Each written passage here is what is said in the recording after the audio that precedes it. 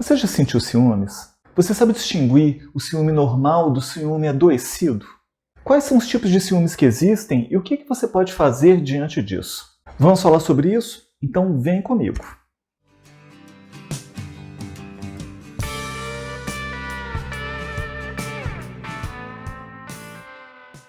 Oi, eu sou o Rodrigo Ferretti e esse é o canal que vai descomplicar a sua vida através do autoconhecimento. O ciúme é um sentimento que pode aparecer na vida de qualquer pessoa. Então, quando o casal está junto, estão na rua passeando e de repente o rapaz olha para uma moça e tudo, e aí a namorada ou a esposa percebe, então gera um certo desconforto. Ou então quando o casal encontra o amigo da moça e ela fica muito carinhosa com o amigo, é uma coisa que incomoda também. Mas é o tipo de situação que quando os dois têm maturidade e conversam sobre isso, e o fato se dilui de um jeito que fica satisfatório para todos, então tá tudo bem, esse ciúme é um ciúme natural, normal de acontecer. Agora, quando é uma coisa recorrente, que persiste, aí ele pode ter uma outra dimensão e outros comprometimentos. O ciúme ele começa a se tornar um problema quando dentro da insegurança do ciumento, da pessoa ciumenta, ela começa a querer ter um excesso de controle da vida da outra pessoa, inspecionando, verificando, com manifestações insensatas e incoerentes, tentando descobrir o motivo de uma possível traição. E o interessante é que o ciúme, que é um sentimento que deveria simplesmente aparecer para alertar a pessoa, para orientar diante daquilo que está acontecendo, quando se repete muito, passa a ser como se fosse um adjetivo daquela pessoa. Então, ao invés da pessoa ter um sentimento de ciúme, ela passa a ser vista como uma pessoa ciumenta, o que é muito mais grave. É uma coisa tão grave que pode levar a pessoa à loucura. Por quê? Os pensamentos se sucedem, a pessoa fica hipervigil em relação ao outro, ela quer o tempo todo descobrir, fica pensando, procurando, ela não descansa, não dorme direito. Então ela está sempre buscando provas e na verdade o que ela está fazendo é envenenando a própria mente. A pessoa deseja ser amada, mas ela não acredita ser merecedora desse amor. Então, quais que são os comportamentos mais comuns de uma pessoa ciumenta? Verificar o celular da outra pessoa, conferir o e-mail da outra pessoa, olhar a roupa íntima, chegar em casa fora do horário marcado para tentar pegar a pessoa de surpresa, ficar examinando os bolsos, ficar ouvindo conversas do telefone, sempre com o objetivo de pegar alguma prova de que a outra pessoa está traindo. E tem gente que ainda chegou ao ponto de contratar um detetive para seguir a outra pessoa. Outras formas que o ciumento se utiliza para controlar a outra pessoa é afastar a pessoa dos relacionamentos que ela tem, até mesmo familiares, controlar as vestimentas, as roupas que a outra pessoa usa. E o problema é que geralmente a outra pessoa vai se submetendo durante um tempo a esse tipo de situação. Tem muita gente que justifica o ciúme que sente como sendo amor. Mas na verdade, na raiz do ciúme não existe amor. Nós vamos encontrar aí duas emoções básicas formando o sentimento do ciúme, que é o medo e a raiva. E é isso que move o comportamento de uma pessoa ciumenta. A pessoa tem medo de não ser retribuída no sentimento que ela julga que está oferecendo de amor para o outro, mas na verdade é um medo de perder o controle. E a raiva é raiva do que a outra pessoa possa fazer, raiva da outra pessoa ter a possibilidade de trair e por aí vai. E no fundo é que inconscientemente a pessoa que sente ciúmes, ela quer ser amada, mas ela não se sente merecedora deste amor. E aí com isso ela quer impor esse sentimento a outra pessoa.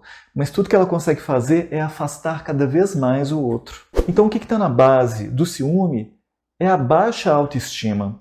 Como a pessoa ela não reconhece o próprio valor, como ela não se valoriza, ela não se sente merecedora daquela relação. Eu fiz uma playlist sobre autoestima. Então, no final do vídeo, se você quiser conferir, vai lá, porque está muito interessante. Então, essa baixa autoestima, ela teve origem na infância, em algumas posições.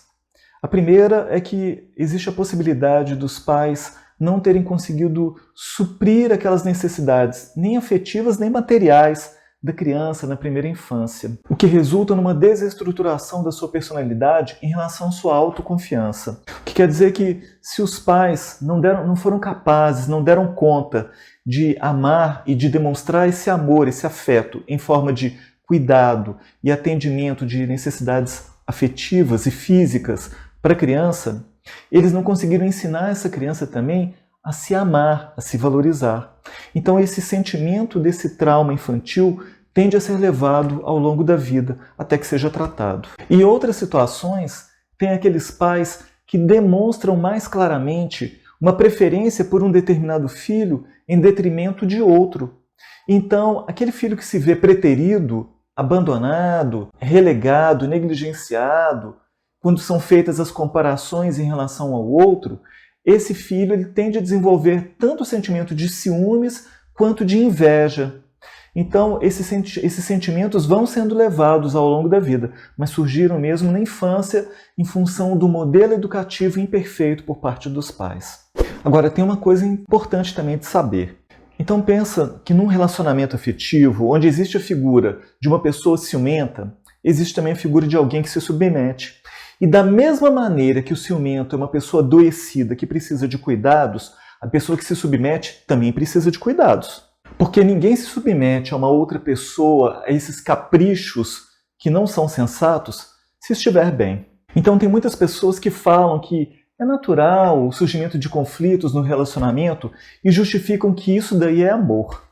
Mas a gente tem que lembrar o seguinte: amor se nutre de amor e não de conflitos. Então, quando surgem os conflitos, evidenciam-se assim as dificuldades dos dois que participam dessa relação. Então a gente vai entender que numa relação tóxica não existe só um responsável para que isso aconteça. Os dois são responsáveis por isso. Cada um com as suas dificuldades emocionais que precisam ser tratadas. Então a gente já viu o que é o ciúme, como é que ele se manifesta, quando que o ciúme é normal, quando que não é, as causas do ciúme, e a gente vai ver agora então os tipos de ciúmes que existem. Por que é importante você assistir e ver essa parte? Porque existe uma grande possibilidade de você se identificar em algum momento da sua vida tendo vivenciado ou vivenciando um desses aspectos. E depois você vai entender o que você pode fazer. Então vamos combinar uma coisa. Não é nem saudável a pessoa sentir ciúmes, assim como também não é saudável estar se submetendo a uma situação como essa. Porque existe tratamento para isso. Mas então vamos compreender os tipos de ciúmes que existem. Então existe o ciúme por trauma de outros relacionamentos afetivos.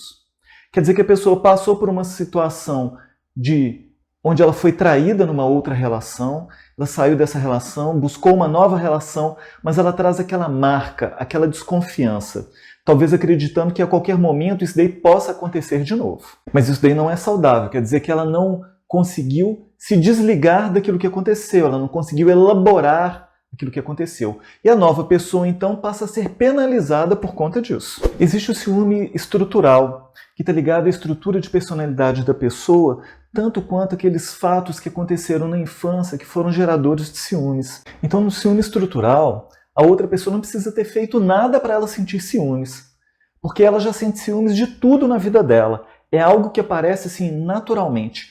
O tempo inteiro, em tudo, ela quer controlar, quer dominar, ela quer tudo para ela, do jeito dela. É o tipo de situação onde o outro não precisa ter feito alguma coisa. A pessoa sente ciúmes independentemente do que aconteça. Um outro tipo de ciúmes que existe é o situacional. Esse daí é o oposto do estrutural. Então, nesse caso de ciúmes, a pessoa sente ciúme porque houve uma situação concreta, real, que justifica aquele sentimento ter aparecido, que então vai estar aparecendo para que a pessoa se oriente diante daqueles fatos. Um outro tipo de ciúmes é o projetivo. O ciúme projetivo é aquele tipo de ciúmes onde a pessoa que sente ciúmes, ela é a pessoa que é a traidora. Ela é a pessoa infiel. E como ela é capaz de fazer isso, ela julga que qualquer pessoa também é capaz de fazer. Então ela pensa assim: se eu que sou uma pessoa tão legal, tão gente boa, sou capaz de fazer isso, imagina outra pessoa. Agora tem um outro tipo de ciúmes, que é o ciúme do passado da outra pessoa. Esse é um comportamento extremamente masoquista, onde a pessoa fica querendo investigar, descobrir como é que foi a vida da pessoa antes de conhecer, antes de se relacionar com ela. Então a pessoa fica sentindo uma dor, um sofrimento, porque outra pessoa já esteve com alguém, saiu e fez isso e aquilo outro. Então a pessoa fica num comportamento masoquista, investigando, imaginando e sofrendo por aquilo que a outra pessoa já fez no passado. Nada saudável. E tem também o ciúme patológico, que é um quadro extremamente grave, delirante, paranoico, que envolve uma série de pensamentos obsessivos, onde a pessoa cria histórias, imagina pensamentos, atitudes, coisas que o outro possa ter feito. Mas é um quadro que se aproxima ou que está dentro da psicose. Então é muito grave realmente. Então você se lembra que no início do vídeo eu falei que tem um ciúme normal e o ciúme adoecido? Então, dentre esses que eu falei, qual deles é o normal e quais deles são os adoecidos?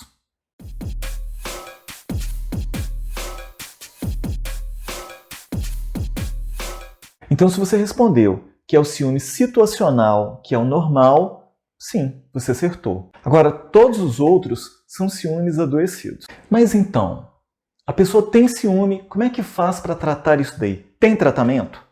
Tem tratamento. A gente vai lembrar que sejam as causas orgânicas, emocionais, psicológicas, tem que tratar de acordo com o tipo de causa associada. Então, como a gente viu que na estrutura do ciúme tem a ver com uma autoestima baixa, essa autoestima precisa ser trabalhada, fortalecida.